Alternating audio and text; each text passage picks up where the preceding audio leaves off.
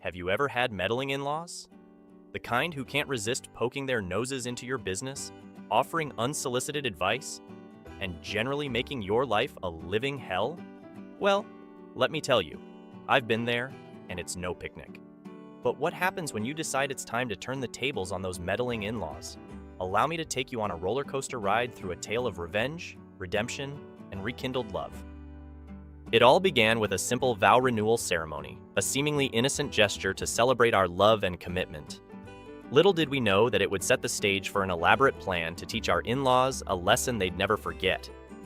With every part of the story, you'll discover the intricacies of our revenge plot, the unexpected twists, and the moments of redemption that changed everything. So buckle up, dear readers, as I recount the story of how we packed our bags, handed over the house papers, and embarked on a journey that would forever alter the dynamics of our family. Intrigued?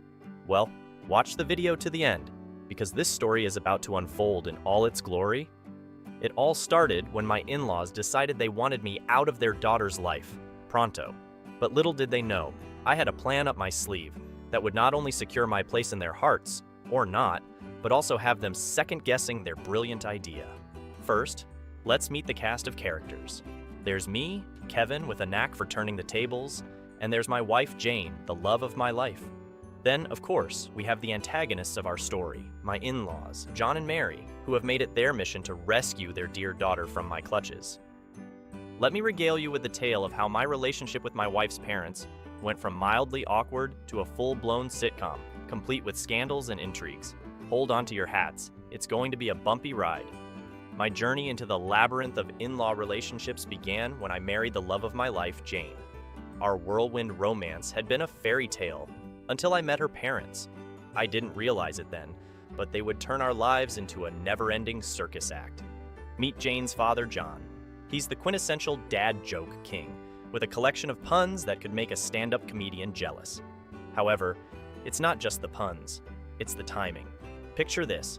Jane and I, dressed to the nines, ready for a romantic dinner, and out of nowhere, he'd chime in with a pun about forks, sending us into fits of laughter.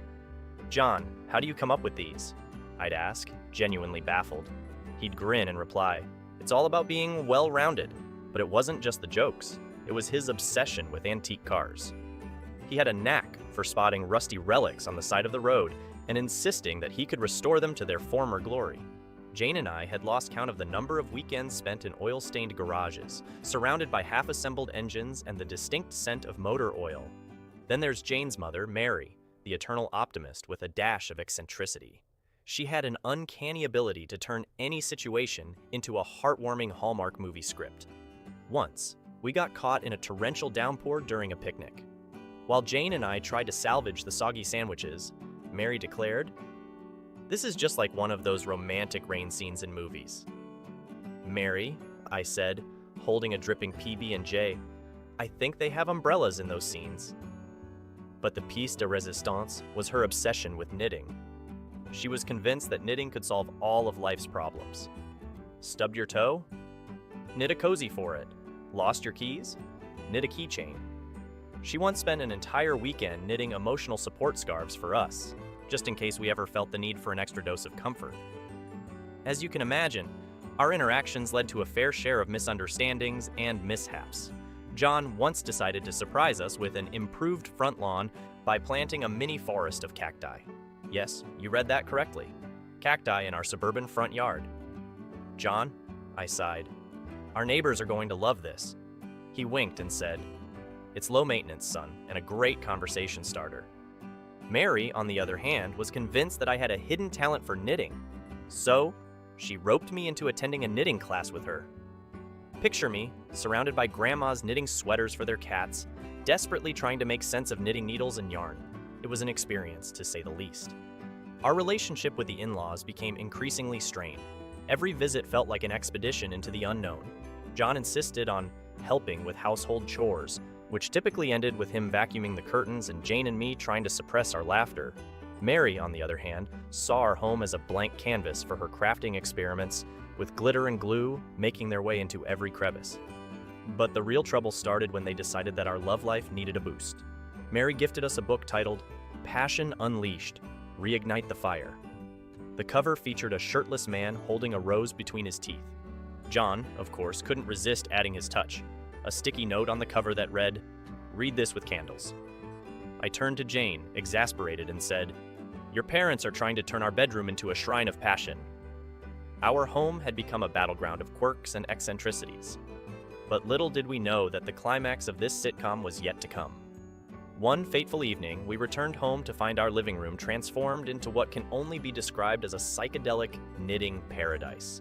There were neon yarns hanging from the ceiling, hand-knit cushions strewn everywhere, and, in the center of it all, Mary sat with a giant ball of multicolored yarn.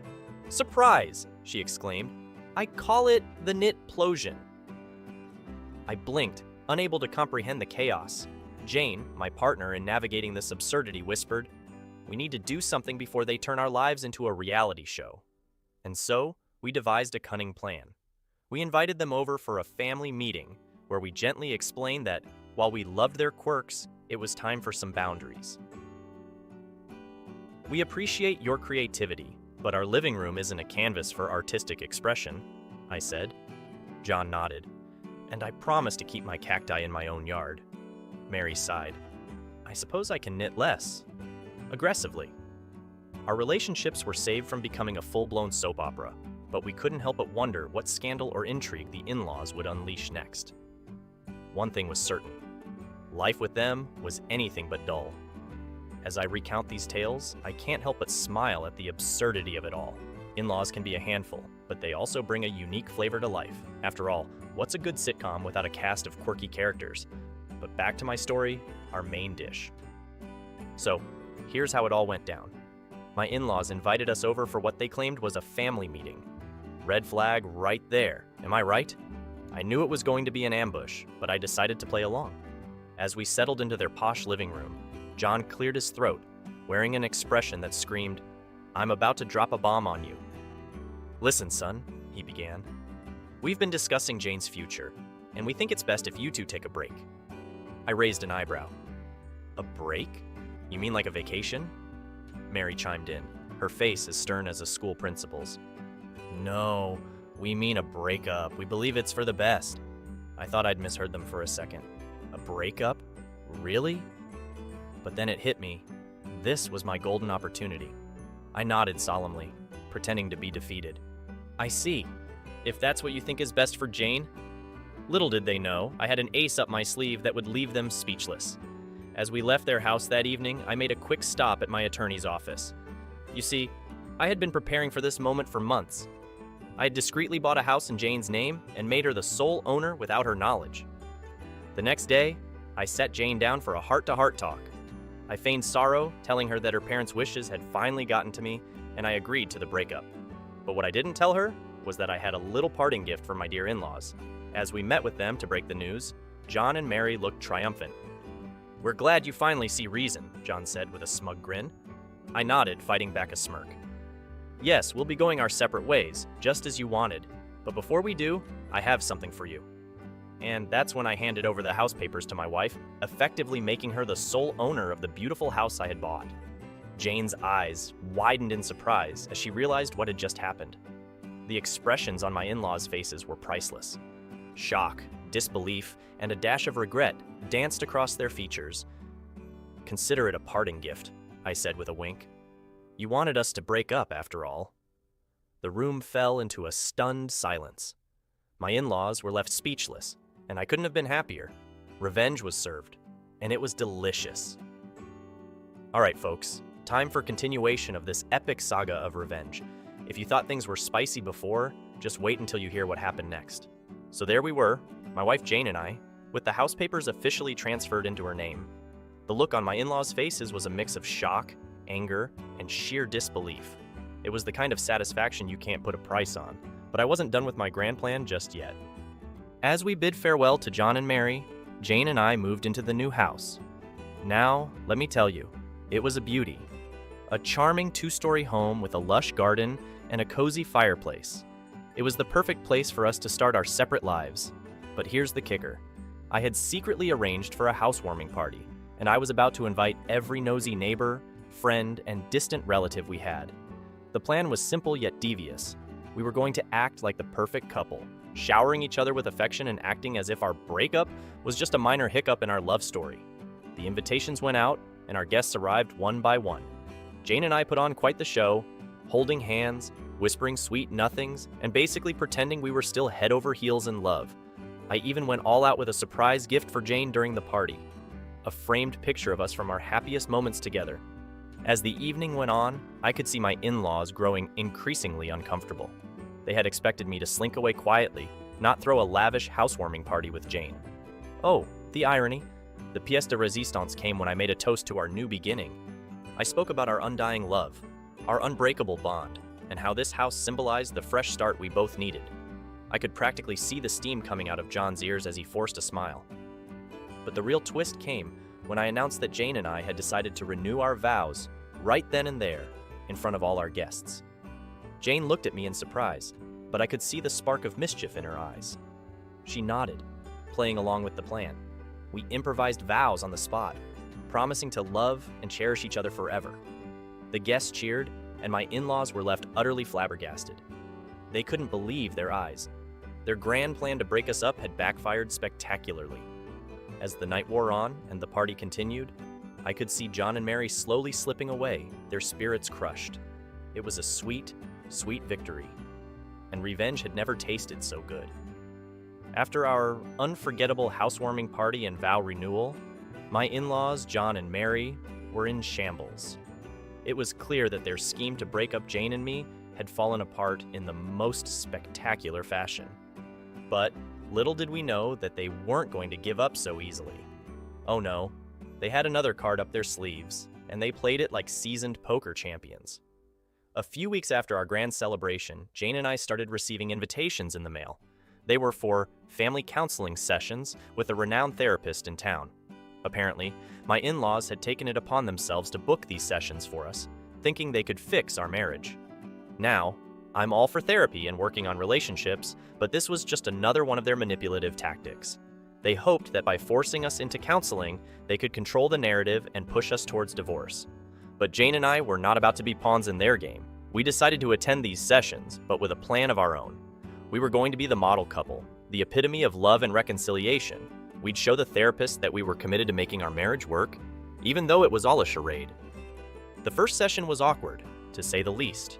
We sat in that therapist's office, holding hands and sharing stories about our struggles. Jane shed a few tears for good measure, and I gave her a comforting pat on the back. The therapist, Dr. Caldwell, seemed genuinely invested in our well-being. He gave us advice on communication, trust building, and the importance of spending quality time together. Little did he know that we were following a script written by my in-laws. As the sessions continued, we played our parts to perfection. We laughed together, shared our innermost thoughts, and even went on a weekend getaway that we had no intention of enjoying. Our acting skills were top-notch, and Dr. Caldwell was eating it up. But then came the bombshell. During one particularly emotional session, Jane tearfully confessed that she had been having an affair. She looked at me with remorse in her eyes, and I put on a show of shock and heartbreak. The therapist was taken aback, and my in-laws must have thought they had finally won. However, our plan was about to take an unexpected turn. I decided to confess as well, revealing that I too had been unfaithful. The therapist was now in uncharted territory, faced with a couple who had both strayed but were willing to forgive each other. We spun a tale of forgiveness, redemption, and renewed commitment. Dr. Caldwell was baffled, but he couldn't argue with a couple who claimed to have found their way back to each other through forgiveness. As we left the session that day, I couldn't help but smirk. My in-laws' plan had backfired once again. Instead of tearing us apart, it had brought us closer together. And the look on their faces when we shared the good news was priceless. After our bombshell confessions at the therapy session, Jane and I continued our charade of reconciliation. We played the roles of a couple on the path to forgiveness and healing. Dr. Caldwell, our unwitting therapist, had no idea that we were manipulating the situation to our advantage. Our plan was simple yet diabolical. We would continue to act as the perfect couple, lulling my in-laws into a false sense of security. They must have thought they had won, that their meddling had finally pushed us over the edge. But we had a few tricks up our sleeves. We began dropping hints about a surprise we had in store for them, something that would prove our commitment to each other and silence their doubts once and for all. Curiosity got the better of them, and they couldn't resist asking about our mysterious surprise. With exaggerated enthusiasm, we told them that we were renewing our wedding vows, and we wanted them to be there to witness our recommitment to each other. Their expressions were priceless, a mixture of shock, guilt, and confusion. They had expected us to crumble under the weight of their interference, not come back stronger than ever, but they had no choice but to accept our invitation to the vow renewal ceremony. We spared no expense in planning the event. It was a lavish affair, held in a picturesque garden with flowers, music, and a guest list that included our closest friends and family. My in-laws had no idea what they were walking into. As we stood before our loved ones, Jane and I exchanged heartfelt vows, pledging our love, trust, and loyalty to each other. We spoke of forgiveness and the strength we had found in each other's arms. It was a performance worthy of an Oscar. But the pièce de résistance was yet to come. After we exchanged rings, we made a surprise announcement. We revealed that we had decided to sell our house, the very house my in-laws had pressured us to leave. Their expressions shifted from confusion to shock as we explained that we were using the proceeds to embark on a year-long adventure together, traveling the world. We had turned the tables on them once and for all. The house they had tried to take from us was now funding our dream journey, and they were left speechless. As the ceremony concluded, my in-laws approached us, their faces pale. They tried to speak, but the words escaped them. It was the sweet taste of victory. However, the importunity of my meddling in-laws has not gone away, so I had to go the ingenious move that ensured they would never interfere in our lives again. After our extravagant vow renewal ceremony, my in-laws were a wreck. They had witnessed our love and commitment firsthand, and they knew they couldn't meddle in our lives any longer without facing severe consequences. But we couldn't rely solely on their newfound guilt. The day after the ceremony, Jane and I presented them with a surprise gift, an all-expenses-paid vacation to a remote cabin in the woods. We explained that it was our way of thanking them for their support and understanding during our challenging times. They were initially hesitant, suspicious of our motives, but we insisted it was a genuine gesture of gratitude. We assured them that we had put the past behind us and were ready to move forward with a clean slate. They reluctantly accepted the gift and embarked on their getaway, leaving us with an empty house to prepare for our year-long adventure. Little did they know that this cabin was strategically chosen. It was hours away from any cellular reception or internet access, effectively cutting them off from the outside world. As they settled into their isolated retreat, we sent occasional messages, asking if they were enjoying their vacation and assuring them that we were having a fantastic time planning our travels. Their replies grew less frequent as they immersed themselves in the peaceful surroundings, blissfully unaware of our ultimate plan. A week into their vacation, we received a message from them, admitting that they had realized the error of their ways and regretted their past interference. They confessed that they were now committed to giving us the space and privacy we deserved. It was the moment we had been waiting for. We replied with warmth and forgiveness, telling them that we appreciated their honesty and were willing to move past the past, just as we had promised during our vow renewal. They were overjoyed by our response and expressed their eagerness to make amends. And then, we dropped the bombshell. We explained that our year-long adventure was, in fact, a solo journey, just Jane and me. We told them that it was an opportunity for us to strengthen our bond and reconnect without any external distractions. Their shock was palpable through their messages. They couldn't believe that we had excluded them from our plans after everything they had done. But we reminded them of their newfound commitment to respecting our boundaries and assured them that we would return to them after our journey. As days turned into weeks, my in-laws remained isolated in their cabin, stewing in their realization that they had been outsmarted. We, on the other hand, embarked on the adventure of a lifetime, traveling the world, strengthening our relationship, and creating unforgettable memories. By the time we returned, my in-laws had undergone a transformation. They had reflected on their actions and genuinely changed for the better. They welcomed us home with open arms, ready to rebuild our relationship on a foundation of respect and understanding. And so, dear friends, we conclude our revenge tale with a twist of redemption. My in-laws learned the hard way that meddling in others' lives comes with consequences, but they also learned the value of respecting boundaries and cherishing the bonds of family. As for Jane and me, We emerged from this ordeal stronger than ever, with a newfound appreciation for the power of love, forgiveness, and a well-executed revenge plan. We hope our story serves as a lesson to all those who dare to meddle. Sometimes the tables can turn in the most unexpected and satisfying ways. Thank you for joining us on this wild journey, and may your own lives be free of meddling in-laws and filled with love and adventure.